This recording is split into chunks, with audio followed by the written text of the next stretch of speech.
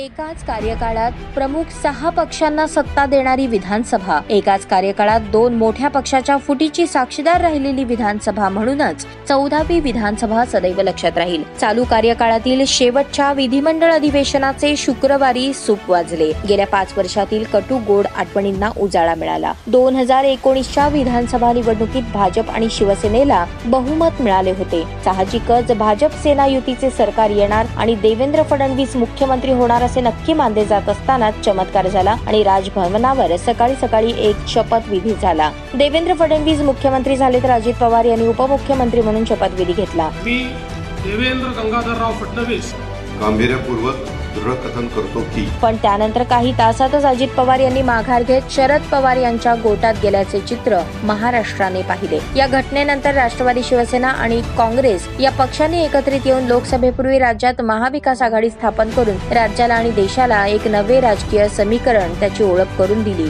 यात शरद पवारांनी मोठी भूमिका निभावली. त्यामुळे विधानसभा निवडणुकीत सर्वाधिक जागा मिळवलेल्या भाजपला विरोधी बाकावर बसल्याचे पाहावयास मिळाले. या विधानसभेच्या कार्यक्रमामध्ये दुसरा टर्निंग पॉइंट ठरला तो जून 2022 मध्ये झालेली विधानसभा निवडणूक. या निवडणुकीत राज्याचे राजकीय समीकरणच बदलून गेले. ठाकरे गटाच्या मंत्रिमंडळातील काही मंत्र्यांनी बंड करत भाजप बरोबर जाण्याचा निर्णय घेतला. या बंडानंतर पुन्हा भाजप शिवसेना सत्तेवर येणार आणि देवेंद्र फडणवीस मुख्यमंत्री होणार असे चित्र निर्माण झालेले असतानाच पुन्हा एकदा राजकीय चमत्कार घडत राज्याचे मुख्यमंत्री म्हणून एकनाथ शिंदे यांची वर्णी लागली. एकनाथराव शिंदे आणि देवेंद्र फडणवीस यांचा 1 वर्षाचा कार्यकाळ संपत नाही तोपर्यंत लोकसभेपूर्वी राष्ट्रवादीमध्ये फूट पडली. राष्ट्रवादी काँग्रेसचे नेते अजित पवार यांनी आपल्या खास आमदार खासदारांना घेऊन भाजपच्या गोटात सामील झाल्याचे चित्र पाहायला मिळाले.